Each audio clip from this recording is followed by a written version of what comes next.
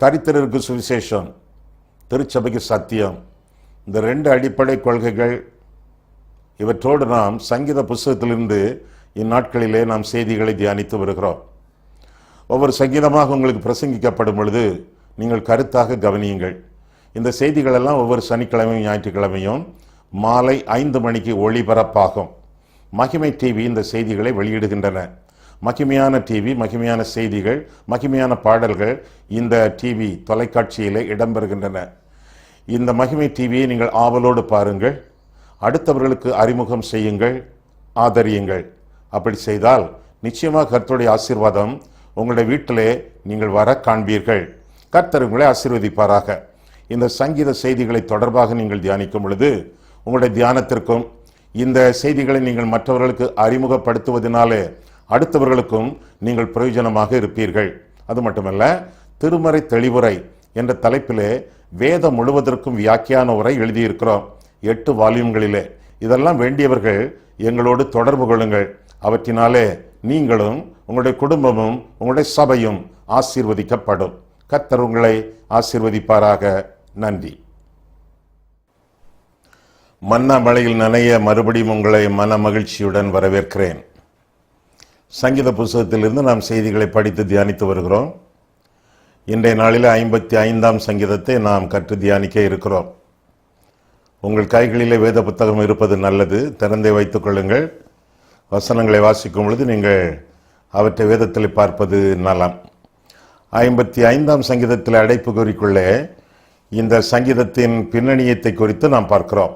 நிகனோத்தில் வாசிக்க தாவீது பாடி ராகத்தலைவனுக்கு ஒப்புவித்த மஸ்கீல் என்னும் சங்கீதம் என்று வாசிக்கிறோம். நிகனோத் என்பது ஒரு இசைக்கருவி. நம்முடைய கிட்டார் போல கம்பிகளினால் இணைக்கப்பட்ட ஒரு இசைக்கருவி.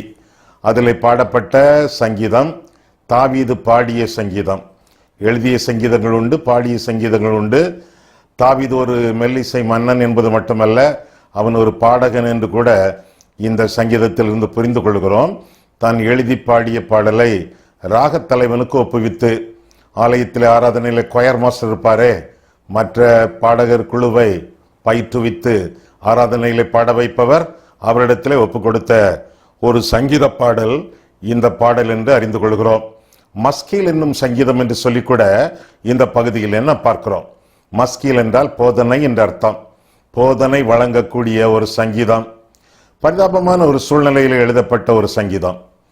தாவீதுக்கு உற்ற நண்பன் அகித்தோப்பேல் கொடுக்கக்கூடிய ஆலோசனை தேவனுடைய ஆலோசனை போல, தேவதூதன் கொடுக்கக்கூடிய ஆலோசனை போல அந்நாட்களிலே இருந்தது. ஆனால் குறிப்பிட்ட ஒரு நாளிலே அகித்தோப்பேல் தாவீதை விட்டுவிட்டு அவனை காட்டி கொடுக்கக்கூடிய அளவிலே கூட அவனுக்கு விரோதமாக இருக்கக்கூடிய அளவிலே அவன் மாறிவிட்டான். ஒரு எட்டப்பனை போல, ஒரு யூதாஸ் காரியத்தை போல தாவீதுக்கு புறம்பாக வாழ ஆரம்பித்து விட்டான். அப்சலமோடு சேர்ந்து கொண்டான். இதனாலே பெரிய பிரச்சனைகள் எல்லாம் உண்டாயின என்று சொல்லி 2 சாமுவேல் 5ஆம் அதிகாரத்திலும் 15 முதல் 17வது அதிகாரங்களிலும் நாம் பார்க்கிறோம். அந்த சூழ்நிலையிலே, கஷ்டமான வேளையிலே, வேதனையான சூழ்நிலையிலே தாவீது ஆண்டவர் நோக்கி முறையிட்டு பாடிய ஒரு சங்கீதம் இந்த சங்கீதம். அதிலே எண்ணிலடங்காத தாவீதின் வியாகுலங்களையும் நாம் பார்க்கலாம்.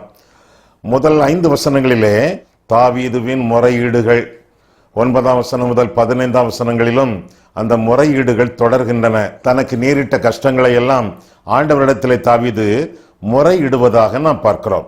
1ஆம் வசனம் முதல், தேவனே என் ஜெபத்தை கேட்டருளும், என் விண்ணப்பத்திற்கு மறைந்திராதேயும், எனக்கு செவி கொடுத்து உத்தரவு அருளி செய்யும், சத்துருவினுடைய கூக்கல் நிமித்தமும் துன்மார்க்கர் செய்யும் இடுக்கத்தின் நிமித்தமும் என் தியானத்தில் முறையிடுகிறேன்.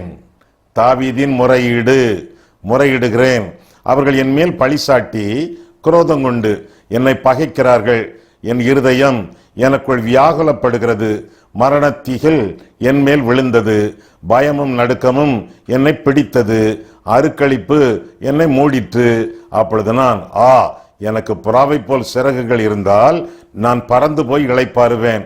நான் தூரத்தில் அலைந்து தெரிந்து வனாந்தரத்தில் தங்கியிருப்பேன். சேலா என்று முதல் சில வசனங்களிலே, 7 வசனங்களிலே நான் பார்க்கிறோம். புறாவை போல எனக்கு சிறகுகள் இருந்தால் இந்த பிரச்சனைகளுக்கெல்லாம் நான் தப்பி வாழ்வேன் என்று சொல்லி தாவீது முறையிட நாம் வாசிக்க கேட்டோம். தாவீதுக்கு பெரிய தலைவலி, ரொம்ப வேதனை, ரொம்ப குழப்பம், போராட்டமான சூழ்நிலை மகனாலே வந்து வாய்த்தன. அதுவும் உற்ற நண்பன் அகித்தோப்பேல் அப்சலோமோடு தன்னுடைய எதிரியோடு ஒட்டி கொண்டான். ஒரு காலத்தில் அகித்தோப்பேலும் தாவீதும் நண்பர்களாக இருந்தார்கள். அந்த நட்பு இடையிலே உடைந்தது.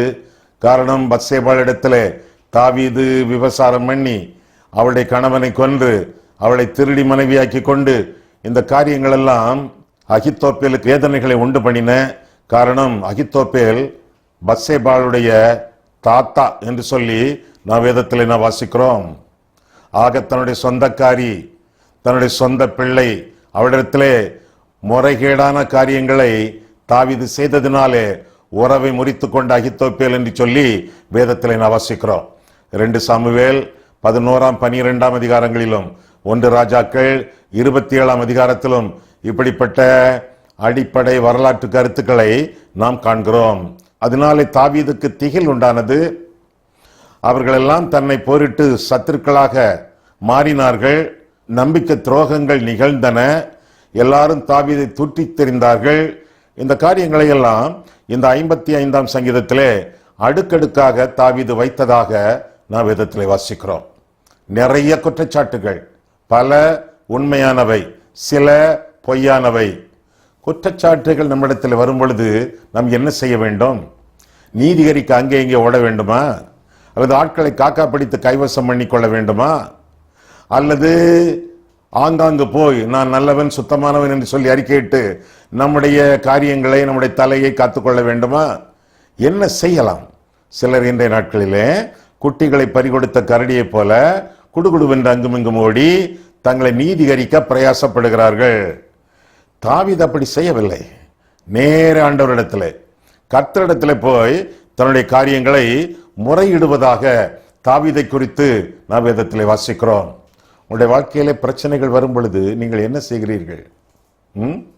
அந்த பிரச்சனைகளை எல்லாம் ஆண்டவருடைய சமூகத்திலே கொண்டு வருகிறீர்களா அல்லது ஆங்காங்கு கொண்டு செல்கிறீர்களா? இன்னும் சிலருக்கு தவறான குற்றச்சாட்டுகள் கூட வரலாம். நல்லதுதான் செய்திருக்காங்க, நன்மை தான் செய்திருக்காங்க, ஆனா சிக்கல்ல மாட்டிக்கிட்டாங்க, இவங்க பேரையும் சேர்த்துக்கிட்டாங்க, இவங்க பேர்லையும் தவறான குற்றச்சாட்டுகள் வருது. என்ன செய்வீங்க? தவறான குற்றச்சாட்டுகள் உங்களை தரைமட்டமாக்காது. ஆனா குற்றச்சாட்டுகள் வரும் பொழுது நிரூபிப்பதற்காக, நீதிகரிப்பதற்காக அங்கும் இங்கும் ஓடினால் அந்த உங்களுடைய பிரதி கிரியைகள், பிரதி முயற்சிகள், பிரதி சொற்கள் உங்களை தரைமட்டமாக்கும். தவறான குற்றச்சாட்டு என்பது சேற்று துளி மாதிரி. மழையிலே நனைந்து போகும் பொழுது ஒரு சேற்று துளி நம் சட்டையிலே பட்டுவிட்டால் உடனடியாக விரலினாலே அதை தேய்த்தால் சட்டையும் அழுக்காகும், விரலும் அழுக்காகும். அதை அப்படி விட்டுவிட்டால் அந்த சேற்று துளி காய்ந்து அந்த பொறுக்கு கீழே விழுந்துவிடும். அல்லது காய்ந்த பின் ஒரு சுண்டினால் அது பறந்துவிடும். அப்படித்தான் தவறான குற்றச்சாட்டுகள் நம் மத்தியில் வரும் பொழுது அவற்றிற்கு எதிர்த்து நிற்கக்கூடாது, அவற்றிற்கு பிரதியுத்தரம் தேடக்கூடாது. கர்த்தரிடத்தில் வந்து சொல்லுங்கள், கர்த்தரை விட்டு ஓடி போகாதிருங்கள், கர்த்தரிடத்திலே ஓடி வாருங்கள். இதுதான் 55ஆம் சங்கீதத்திற்கு விடை. ஆனால் தாவீது முதல் முயற்சி என்ன செய்தான்? ஓடி போக முயற்சித்தான் என்று சொல்லி வேதத்திலே வாசிக்கிறோம். முதலாவதாக அவனுடைய முறையீடு, இரண்டாவதாக அவனுடைய முயற்சி, சொந்த முயற்சி. என்ன? என்னால் எதிர்த்து நிற்க முடியாது, உண்மையிலே நான் தண்டனைக்கு உரியவன், இங்கே உள்ள தூற்றித் திரிதலையும் நம்பிக்கை துரோகத்தையும் சத்துருக்களின் கொடுமையையும் என்னால் தாங்க முடியவில்லை. எனக்கு மட்டும் புறாவை போல சிறகுகள் இருந்தால் நான் பறந்து போய் வனாந்தரத்தில் தங்கி தாபரித்து நிம்மதியாக இருப்பேன் என்று எண்ணுகிறான். சுய முயற்சியை நாடுகிறான். ஆமா, ஒரு புறா ஒரு மணி நேரத்துக்கு எத்தனை கிலோமீட்டர் பறக்கும்? எத்தனை கிலோமீட்டர் வேகத்தில் பறக்கும்? ஒரு மணிக்கு 40 கிலோமீட்டர் அல்லது 50 கிலோமீட்டர், அவ்வளவுதான். அதுக்கு பிறகு டயர்டாகி உட்கார்ந்துரும். தாவீது எங்கே பறந்து போனாலும் இளைப்பாறுதல் இல்லை. புறாவை போல சிறகுகள் கொடுக்கப்பட்டாலும் இளைப்பாறுதல் அடைய முடியாது. இளைப்பாறுதல் கொடுக்கக்கூடிய ஒரே ஆள் ஆண்டவர் இயேசு. வருத்தப்பட்டு பாரம் சுமக்கிறவர்களே, நீங்கள் எல்லோரும் என்னிடத்தில் வாருங்கள், நான் உங்களுக்கு இளைப்பாறுதல் தருவேன். ஐயா, ஆண்டவர்கிட்ட போய் பார்த்தாச்சியா, இளைப்பாறுதல் கிடைக்கலையா, இன்னும் அழுது கொண்டே வாழ்ந்து கொண்டிருக்கிறேன் ஐயா. மத்தேயு 11:28 தானே உங்களுக்கு தெரியும். 29 தெரியுமா? அடுத்த வசனம், என் நுகத்தை ஏற்றுக்கொள்ளுங்கள், நான் சாந்தமும் மனத்தாழ்மையும் உள்ளவராய் இருக்கிறேன். என் நுகத்தை ஏற்றுக்கொள்ளுங்கள், அப்பொழுது உங்கள் ஆத்துமாக்களுக்கு இளைப்பாறுதல் கிடைக்கும். பாரம் சுமக்கிறவர்களே வாருங்கள், இளைப்பாறுதல் தருவேன். என்ன செய்யணும்? நம்ம சாந்தம், மனத்தாழ்மை, அங்குமிங்கும் சிறகடித்து பறக்கக்கூடாது.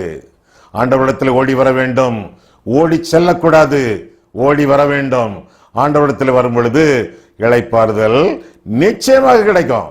முதலாவதாக ஆண்டவர் ஒரு நிம்மதியை கொடுப்பார், சமாதானத்தை கொடுப்பார். திரும்ப நமக்காக அவர் போரிடுவார். ஏன்னா யுத்தம் கர்த்தருடையது. நமக்காக நம்முடைய வழக்கை எடுத்துக்கொண்டு ஆண்டவர் செல்வார். அவர் எப்பொழுதுமே வெற்றி வீரர், அவர் தோற்றதே கிடையாது.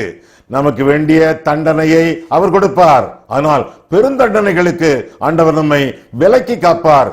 ஏன்? அவரை அண்டிக் கொள்ளுகிறவர்கள் பாக்கியவான்கள். அதனால்தான் உங்கள் வாழ்க்கையில் அதை அறிஞ்சிருப்பீங்களே, அதை அறியவும் போகிறீர்களே. வருத்தப்பட்டு பாரம் சுமக்கிறவர்களே, பாரம் சுமக்கிறதாக எண்ணினால் அப்படி ஒண்ணு நாம் பாரம் சுமந்த மாதிரி இல்லையே அப்படின்னா நீங்க பாவத்தில் மூழ்கி கிடக்கீங்கன்னு அர்த்தம். அதனால பாரம் உங்களுக்கு தெரியல. ஸ்விம்மிங் பூல் போறீங்க, அல்லது ஒரு லேக் ஏரிக்கு போறீங்க, ஆழத்துக்கு போறீங்க, முதுகுக்கு மேல டன் கணக்கா தண்ணி இருக்கு. பாரம் தெரியுதா? தெரியவே இல்லை. ஆனா ஏரியை விட்டு அல்லது ஸ்விம்மிங் பூலை விட்டு வெளியே வந்து ஒரு பக்கெட் தண்ணி எடுத்து பாருங்க, பாரம் தெரியும்.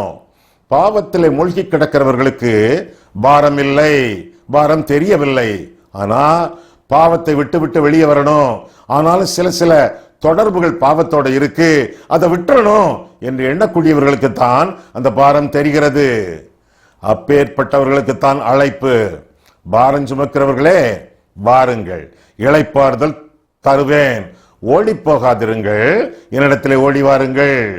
கோழி தன் குஞ்சுகளை கூட்டி அழைப்பது போல, சேர்ப்பது போல ஆண்டவர் உங்களை சேர்த்து கொள்ள விரும்புகிறார். அவருடைய சட்டைகளின் வரைவிலே அரவணைக்கப்பட வாருங்கள். கர்த்தர் உங்களுக்கு உங்களுடைய முறையீட்டை ஆண்டவர் செவி மடுத்து உங்களுடைய முயற்சிகளை எல்லாம் புறந்தள்ளி தம்முடைய கிருபையின் மூலமாக உங்களை தாங்கி வழிநடத்துவார் என்று சொல்லி வேதத்திலே வாசிக்கிறோம். ஒருவேளை இந்த செய்தி கேட்டுக்கொண்டிருக்கிறவர்கள் உங்களுடைய குடும்பத்திலே குழப்பம், நித்தம் நித்தம் யுத்தம், குடிகார கணவன் அல்லது ஜெயிலில் இருக்கக்கூடிய புருஷன், அடங்காத ஒரு பிள்ளை, கடனுக்கு மேல் கடன், வட்டி கொடுத்து முடியவில்லை, மூளை வளர்ச்சி இல்லாத ஒரு பிள்ளை, பிசாசு பிடித்ததினாலே அங்கும் இங்கும் ஓடி வீட்டையே துன்புறுத்தக்கூடிய ஒரு பிள்ளை, நாற்காலியோடு சேர்ந்து கட்டி வைத்திருக்கிறார்கள். இப்படியெல்லாம் காட்சிகளை நான் பார்த்திருக்கிறேன். ஏதோ ஒரு பிரச்சனைகளிலே நீங்கள் விழுந்து கிடந்து அல்லது கட்டப்பட்டு சுயாதீனம் இல்லாமல், சுதந்திரம் இல்லாமல், விடுதலையோடு, கண்ணீரோடு, கவலையோடு, பெருமூச்சோடு நீங்கள் வாழ்ந்து கொண்டிருக்கிறீர்களா? உங்களுக்கு ஒரே விடுதலை நாயகர், வெற்றியை தரக்கூடியவர் ஆண்டவராகிய தெய்வம், ஆண்டவராகிய இயேசு கிறிஸ்து. அவரிடத்தில் வாருங்கள். என்னிடத்தில் வருகிறவனை புறம்பே தள்ளுவதில்லை என்று சொல்லி இயேசுவானவர் திருவுளம் பற்றி இருக்கிறார். கர்த்தரிடத்தில் வாருங்கள், நிச்சயமாக உங்களுக்கு விடுதலை உண்டு. பெரிய பெரிய பாவங்களை எல்லாம் செய்தவர்களை ஆண்டவர் விடுதலை பண்ணி இருக்கிறாரே. மோசே படுகொலை செய்தானே, அரசாங்கத்திற்கோ சிறைச்சாலைக்கோ ஆண்டவர் அவனை ஒப்பு கொடுத்தாரா? இல்லையே. தானே காத்துக்கொண்டு, தானே தண்டனை அளித்து, தானே அவனை பராமரித்து வந்தாரே. தாவீது பெருங்கொலை செய்தானே, விபசாரம் செய்தானே, சிறைச்சாலைக்கு ஆண்டவர் ஒப்பு கொடுத்தாரா? கல்லறிக்கு, அக்கினிக்கு, பட்டயத்துக்கு ஒப்பு கொடுத்தாரா? இல்லவே இல்லையே. தானே தண்டனை கொடுத்து பாதுகாத்து கொண்டாரே. சீமோன் பேதுரு அட்டெம்ப்டட் மர்டர், கொலை முயற்சி, பிரதான ஆசாரியனுடைய கழுத்தை வெட்ட போனானே, காதோடு போயிற்றே. கைது செய்தார்களா? முடிந்ததா? ஆண்டவர் விடுதலை கொடுத்தாரே, தானே தண்டனை கொடுத்து அவனை அரவணைத்துக் கொண்டாரே. எந்த பாவியையும் ஆண்டவர் வெறுமனே விருதாவாக தள்ளுவதில்லை. அவரை அண்டிக் கொள்ளுகிறவர்கள் பாக்கியவான்கள். கர்த்தரை நம்புகிறவர்கள் செழிப்பார்கள். தயவு செய்து பாரஞ்சுமக்கிறவர்களே, நீங்கள் எல்லாரும் ஆண்டவராக இயேசு கிறிஸ்துவினிடத்திலே வாருங்கள். இளைப்பாறுதலை அவர் உங்களுக்கு தர வல்லவராயிருக்கிறார். கர்த்தரை விட்டு ஓடி போகாதிருங்கள். எலியாவை போல ஓடி போகாதிருங்கள். எரேமியாவை போல ஓடி போகாதிருங்கள். தாவீதை போல ஓட முயற்சிக்காதிருங்கள். நெகேமியாவை போல நான் எங்கே ஓடுவேன்? யாரிடத்தில் போவேன்? தேவன் அவரையே அடைக்கலமாக கொண்டு வாழ்ந்தவன் நெகேமியா என்று சொல்லி வேதத்தில் நாம் வாசிக்கிறோம். நாம் எல்லாம் புறாக்கள் அல்ல, நாம் எல்லாம் கழுகுகள்.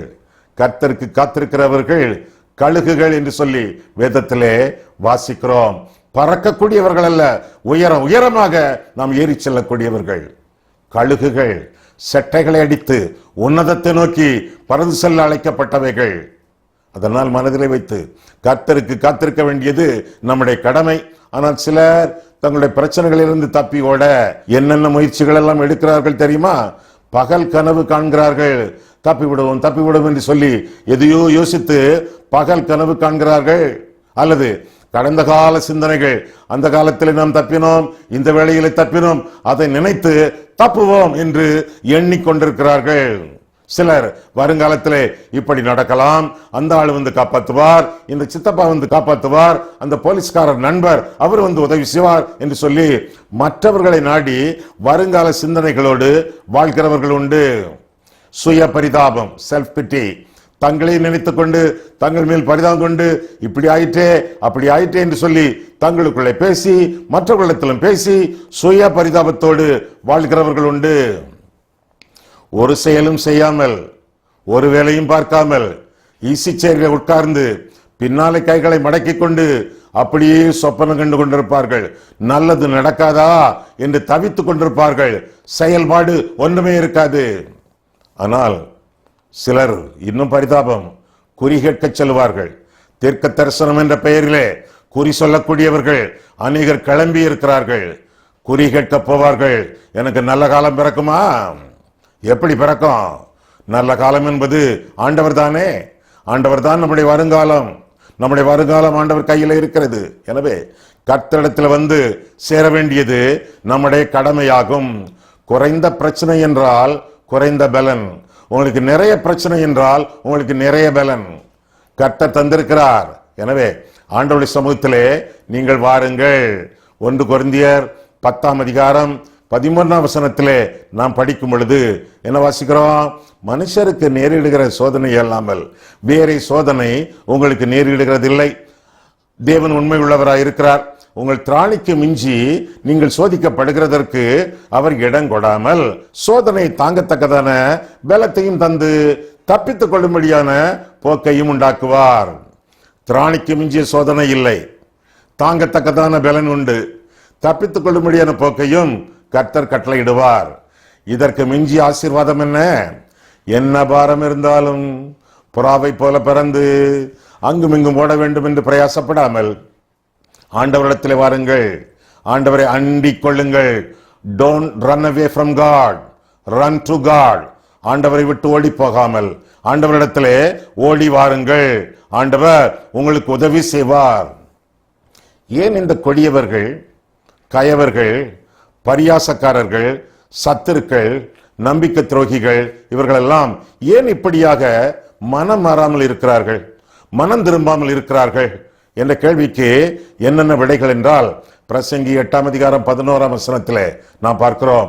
உடனுக்குடன் அவர்களுக்கு தண்டனை வருவதில்லை தேவனிடமிருந்து, எனவே துணிகராம். இரண்டாவதாக இதே சங்கீதத்திலே 19 அவர்களுக்கு மாறுதல்கள் நேரிடாததினாலே தேவனுக்கு பயப்படாமல் போகிறார்கள் என்று வாசிக்கிறோம். செய்த துர்க்கிரியலுக்கேற்ற மாறுதல்கள், தண்டனைகள், விளைவுகள் வராததுனாலே அவர்களும் துணிகரமாக பாவம் செய்கிறார்கள், நமக்கு எதிர்த்து வருகிறார்கள் என்று சொல்லி வேதத்திலே வாசிக்கிறோம். உடனுக்குடன் தண்டனை இல்லை, மாறுதல்கள் நேரிடவில்லை, எனவே துணிகரம்.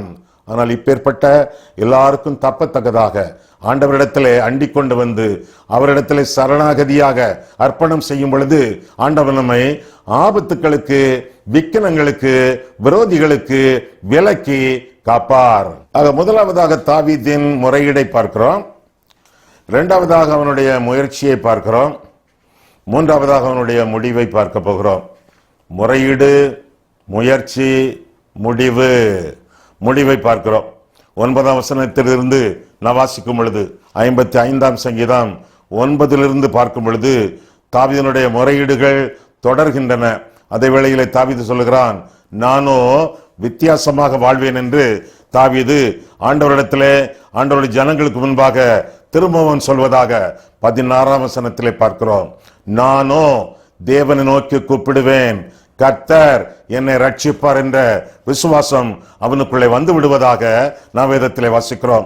அது மட்டுமல்ல, 23ஆம் வசனம், தேவனே நீர் அவர்களை அழிவின் குழியில் இறங்க பண்ணுவீர், இரத்த பிரியரும் சூதுள்ள மனுஷரும் தங்கள் ஆயுசு நாட்களில் ஆயுளின் நாட்களில் பாதி வரையாகிலும் பிழைத்திருக்க மாட்டார்கள். திரும்பவும் நானோ உம்மை நம்பி இருக்கிறேன் என்று முடிப்பதாக நாம் பார்க்கிறோம். அவனுடைய முடிவு என்ன? சுய முயற்சிகள் அல்ல, தேவனிடத்திலே நம்பிக்கை. நானோ என்று தன்னை வித்தியாசமாக காட்டுவதாக வேதத்தில் என்ன வாசிக்கிறோம்?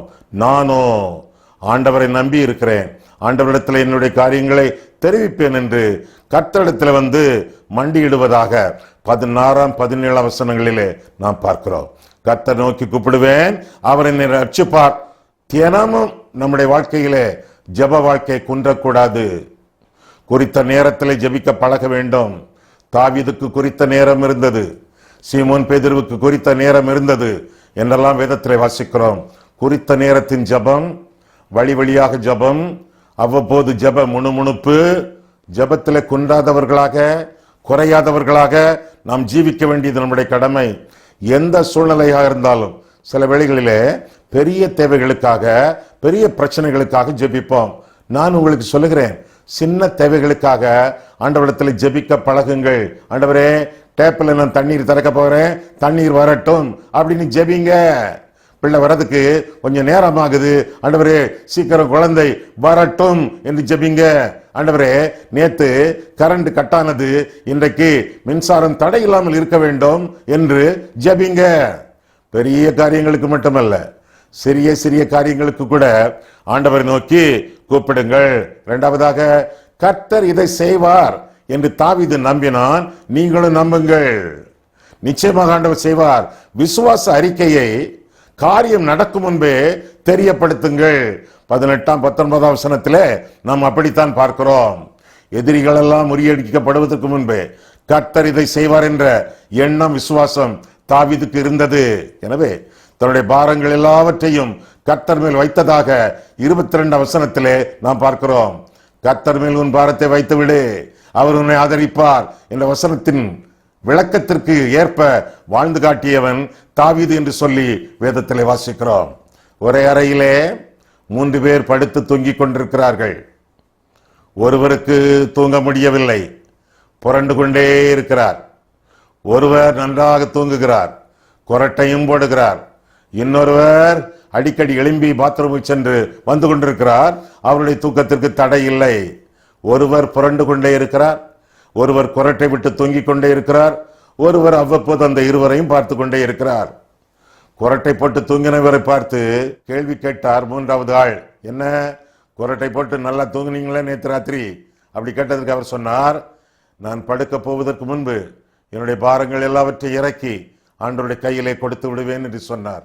மற்றவர் சொன்னார், படுக்கையில் உருண்டு கொண்டே இருந்தவர் சொன்னார், என்னால் தாங்க முடியவில்லை, இறக்கி வைக்கிறதுக்கு எனக்கு ஒரு சுமை தாங்கி இல்லை, அதனாலதான் உருண்டுகிட்டே கிடந்திருக்கேன் என்று சொன்னார். உங்களுக்கு சொல்லுகிறேன், படுக்கைக்கு போவதற்கு முன்பு உங்களுடைய பாரங்கள், உங்களுடைய பிரச்சனைகள், உங்கள் தேவைகள் எல்லாவற்றையும் இறக்கி சுமை தாங்கியாகிய இயேசுவினிடத்திலே எல்லாவற்றையும் ஒப்புக் கொடுத்து நீங்கள் படுக்கைக்கு செல்வீர்கள் என்றால் உங்களுடைய நித்திரை இன்பமாக இருக்கும், உங்களுடைய ஆத்துமா பத்திரமாக இருக்கும், நல்ல முறையிலே தூங்கி விழிப்பீர்கள். காலையிலே ஃப்ரெஷ்ஷா புதுசா நீங்கள் மாறி எழும்பி பிரகாசிப்பீர்கள். எனவே உங்களுடைய நம்பிக்கையிலே நீங்கள் தளர்ந்து விடாதிருங்கள், உங்களுடைய விசுவாசத்திலே நீங்கள் சோர்ந்து போகாதிருங்கள். கர்த்தர் எல்லாவற்றையும் பார்த்து கொள்வார். ஏசாயா 33 வசனம் 22 வாசிக்கிறோம்.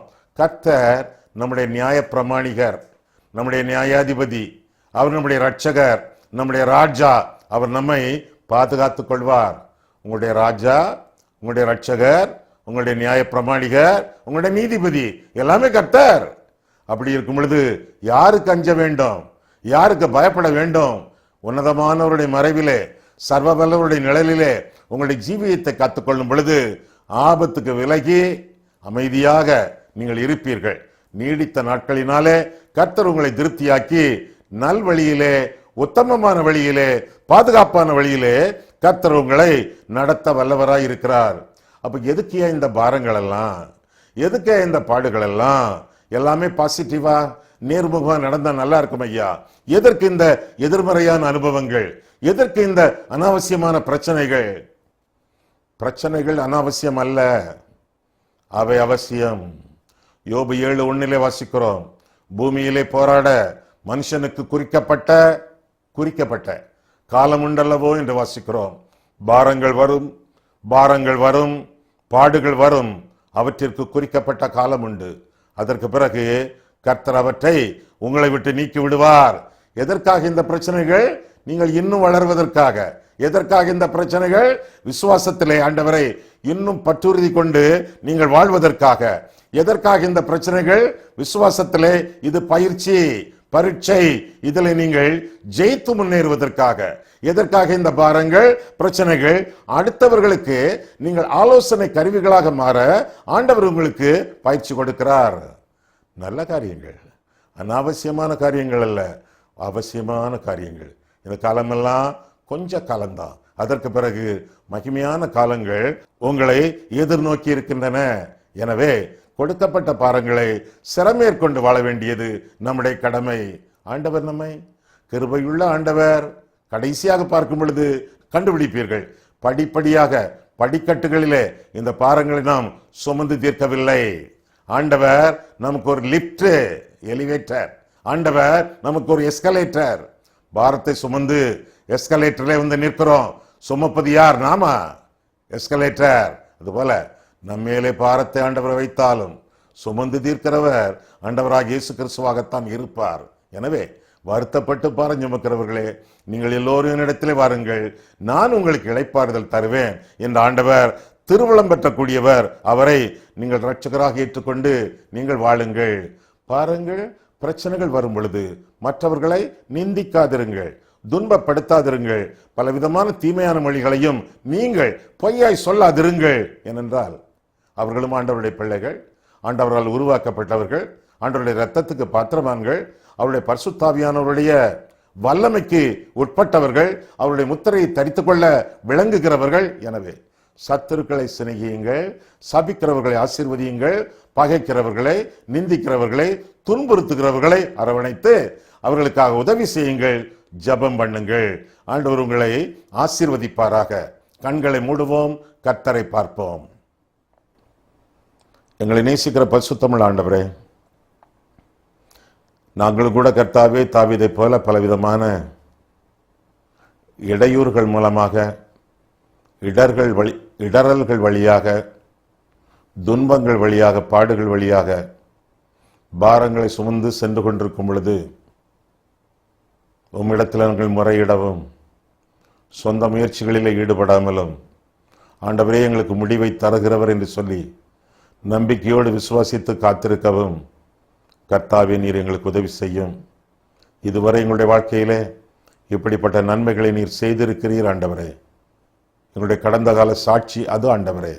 எனவே வருங்காலத்திலும் உம்மையை பின்பற்றி வாழத்தக்கதாக நீர் எங்களை காத்து வழி நடத்தும். உம்முடைய வலக்கையினாலே நீர் எங்களை தாங்கி வழி நடத்தும். உம்முடைய கையையே நாங்களும் பற்றி பிடித்து நாங்கள் வாழ உதவி செய்யும். இயேசு கிறிஸ்துவின் நாமத்தில் ஜெபிக்கிறோம் பிதாவே, ஆமேன்.